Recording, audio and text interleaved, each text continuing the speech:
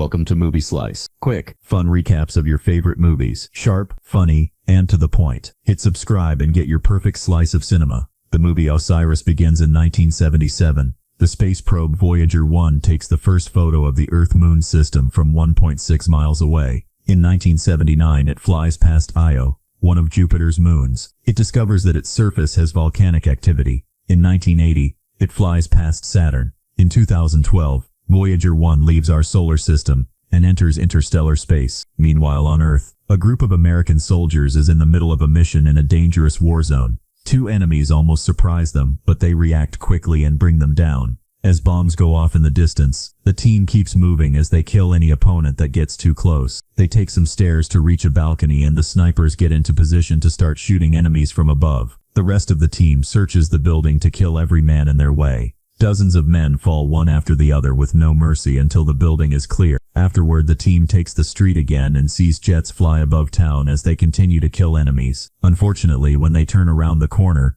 they find a full squad of foes already waiting. The group rushes to take over and joins the shootout. No matter how many men they bring down, the squad is too big for them to have any chance at winning. They decide to retreat, however. As they start moving back, a soldier gets shot and Rhodey has to pick him up. Nobody stops shooting as they run, taking cover in any spot they can find while killing more and more men. Rhodey wants to take care of his friend's wound, but he has to keep shooting to protect himself. By the time he checks on the wound again, the soldier is dead. Another enemy squad is coming and the team is cornered at the end of the street, so they use the radio to try to request help. Suddenly, the area goes dark, and a red light appears among thick clouds in the sky. Both teams stare in shock as the light reveals a mysterious machine that shoots a beam, killing the entire enemy squad with just one move. Then the light turns white and charges for a few seconds before emitting a great amount of voltage. The lightning hits the American soldiers and drags them into the machine, where an alien restrains them to put them through some experiments. The soldiers see flashes of their old lives in the last battle before passing out.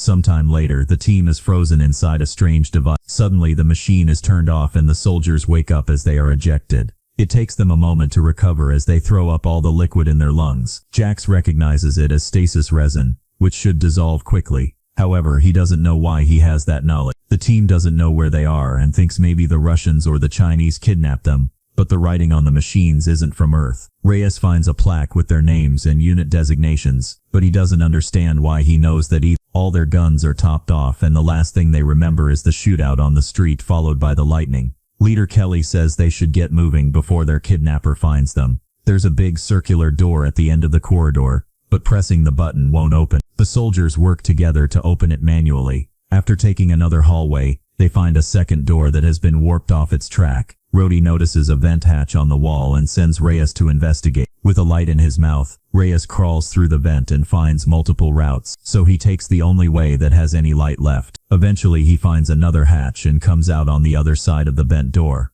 After he informs the team, they also enter the vent to join him. A closer look at the door from this side shows some nasty burns and impact marks, as if someone was trying really hard to get in there. It seems the place is like a maze, and Nash thinks they're in a secret underwater prison. Suddenly they hear some strange noises, so they move ahead to keep investigating. In the next corridor they find a trail of blood on the floor. There's also a clamp on the wall that indicates a power failure. This means the place must be dying, which explains why the machine was turned off and released them. The next room has lots of fog on the floor. A drop of blood lands on Reyes' face, and when he looks up, he discovers a bunch of bodies hanging from their feet with no head. Kelly takes Gibbs and Reyes to the following room, where another mutilated body hangs above a strange table. There's also a handcuffed woman named Ravi, who wakes up and talks in another language. The soldiers pull a lever to free her. At that moment, a monstrous alien appears in front of Gibbs, slashes him with its huge claws before throwing him back in the previous room.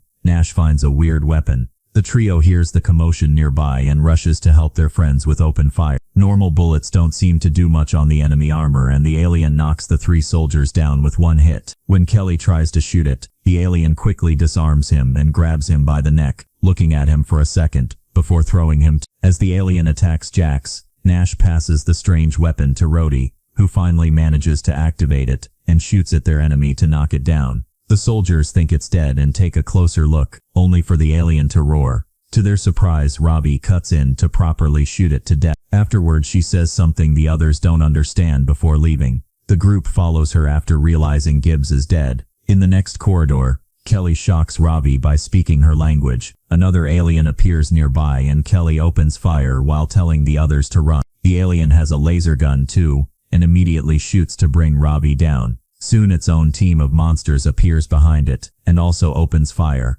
The men help Robbie and run as fast as possible. A chase ensues with both sides constantly shooting as they move. The soldiers manage to take cover in the next corridor, and when Robbie sees an opening, she pulls a lever to close the door. Kelly puts a knife between the door and the wall to jam it, and tells Jax to go with Robbie to find a way out. The aliens start pounding on the door and the soldiers back off, knowing it won't hold for long. Jax and Robbie find a hole full of cables and climb through it until they reach a vent. Reyes tells the others to follow the duo and stays behind as a distraction. When the door finally opens, Reyes shoots at the first alien to knock it down, causing the door to close again. However, all the monsters manage to break through and come for him, so Reyes runs to the hole too. When he reaches the vent, an alien grabs his leg and pulls him back out. A second monster peeks inside and Rhodey immediately blows its head up.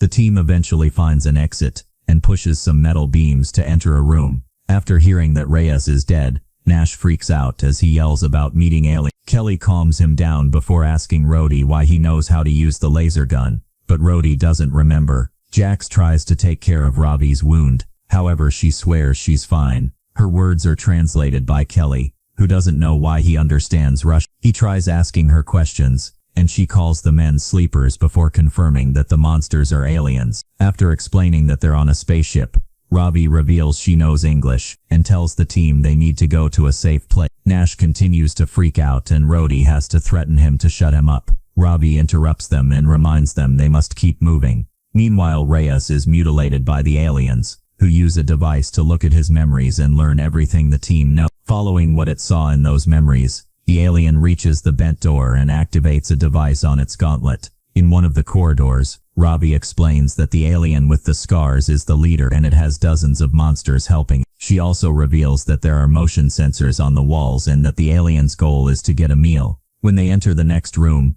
they find themselves on a bridge above an abyss and surrounded by thousands of lights. Jax takes a closer look and discovers they're not light bulbs. They're actually capsules with bodies inside. Robbie calls them sleepers and insists they should get going. They rest in the next corridor so Kelly can redo Robbie's bandage. They chat about their lives before the war and Kelly shares that he's a divorced father. Nash starts to wonder if the creatures are demons instead of aliens, and they're going through the biblical rapture. Minutes later, the team finds a hangar full of containers. Robbie explains that they contain all the items that the aliens stole from Earth. Rhodey thinks it's strange the aliens haven't attacked and theorizes they're moving ahead to box them in. Kelly agrees and announces they'll fight, ignoring Robbie when she says it's a bad idea. Jax volunteers to be the bait and goes to the hallway, where he starts singing. The aliens follow his voice to find him, and Jax quickly opens fire. After a few shots to keep their attention, he starts to run so the aliens chase after him as they keep firing their laser gun. Jax occasionally turns around to fire back, not causing much damage but still keeping them angry.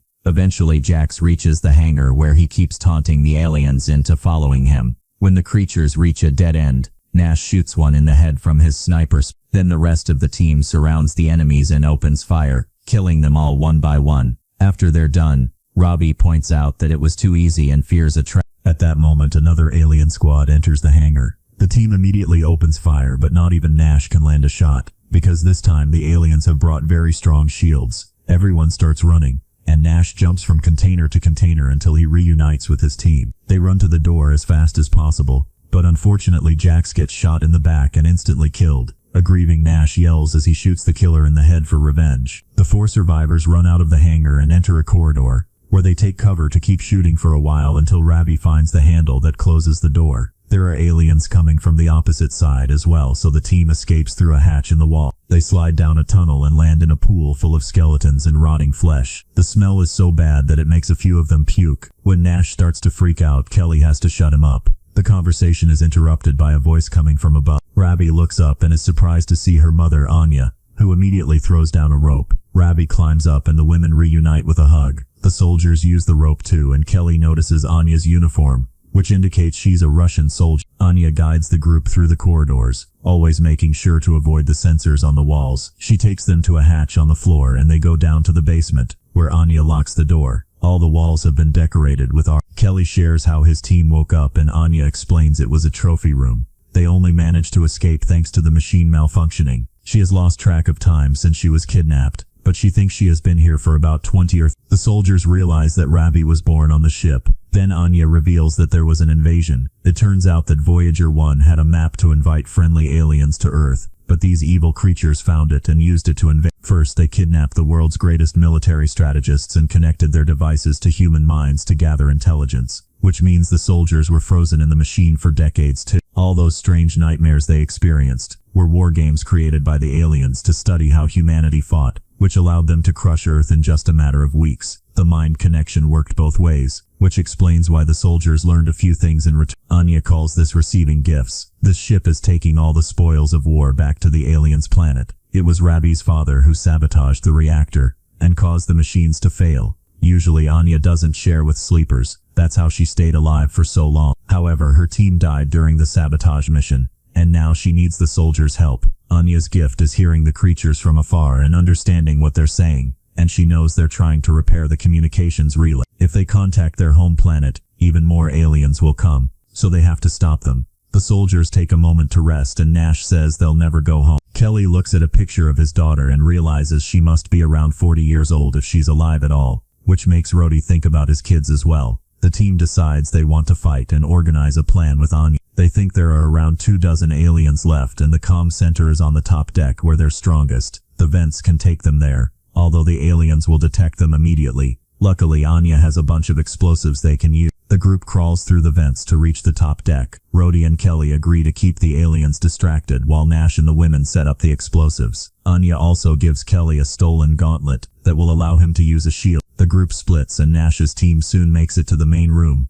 where they watch the alien guards from a balcony. In the corridor, Kelly and Rhodey find a sensor covered in blood, so they look for a second one. Soon an alien receives the alert on its gauntlet. Kelly even shoots at the sensor to taunt the enemy. The guards in the main room are called away, so Nash's team can finally come out. While he keeps watch, the women install the explosives. Kelly and Rhodey hide when they hear the guards coming, and wait for the right moment to shoot them both from behind. Backup quickly arrives and opens fire, so Kelly activates the shield, which allows him and Rhodey to keep fighting. An alien grabs one of its teammates to protect itself and pushes ahead, forcing the men to run away. They hide in a different corridor, and the shootout continues. However, one of the aliens detects something on its gauntlet and sends half its team in a different direction. In the main room, Anya hears the aliens coming. Kelly and Rhodey call them to warn them of the same thing while still stuck in the shootout, but there's no way for the trio to escape. When Kelly crosses the door, Rhodey closes it and tells him to rescue the others while he holds the aliens back. Then Rhodey goes all out against the aliens, shooting the laser gun until it runs out of power. He switches to his regular gun and gets close to one of the creatures, who picks him up through the shield. Rhodey is smashed against the wall before the alien takes a closer look at his face. He uses that moment to drop 2 grenades, causing a huge explosion in the corridor that kills him and the aliens surrounding him. The other half of the alien squad makes it to the main room, and the humans open fire to bring down as many as possible. At first they do well, but sadly more aliens with shields arrive. Anya makes Ravi leave, and asks Nash to protect her. A bigger alien also shows up and opens fire to bring Anya down. Ravi cries out for her mother, and Nash has to drag her away when he sees Anya take out the detonator. The explosives are activated and the resulting explosion blows up the whole room, bringing down the huge machine and all the aliens around it. In the corridor, Nash sees more aliens coming and makes Ravi hide in the hatch. Then he starts yelling as he runs so the aliens chase after him without noticing the girl. He stops running at a dead end, where he starts singing the same song as Jax. Nash shoots down as many aliens as he can, and wonders if he should activate his explosives too. However, he's determined to survive, so he pulls out his gun again. Once she can't hear any more noises, Ravi comes out, only to find an alien nearby. Meanwhile, Kelly is shocked to find a room filled with humans locked in cells, begging him for help. When Kelly turns around, an alien knocks him out. He dreams about his daughter being happy on Earth, only for the aliens to suddenly kidnap her too. When Kelly wakes up, he's in one of the cells. Ravi is in the neighboring one, and has to tell him that the others didn't make it. The aliens enter the room and grab Kelly by the neck to push him against the wall. Then they drag him through the corridors and take him to the strange table from earlier, where they hang him upside down. The alien grabs a blade and gets ready to strike, but at that moment, it sees Nash hiding inside the table. With just one shot to the head, Nash kills the creature. Afterward, the duo makes their way through the corridor, killing any alien that comes too close. They reach the cells and Kelly opens them to rescue the prisoners. More monsters are coming, so Nash opens fire with a laser gun, bringing down enemy after enemy. After all the prisoners are out, the soldiers close the door and run away with Rabbit. Soon the aliens catch up to them, so the trio takes cover behind a wall and fires back. The humans are slowly running out of bullets,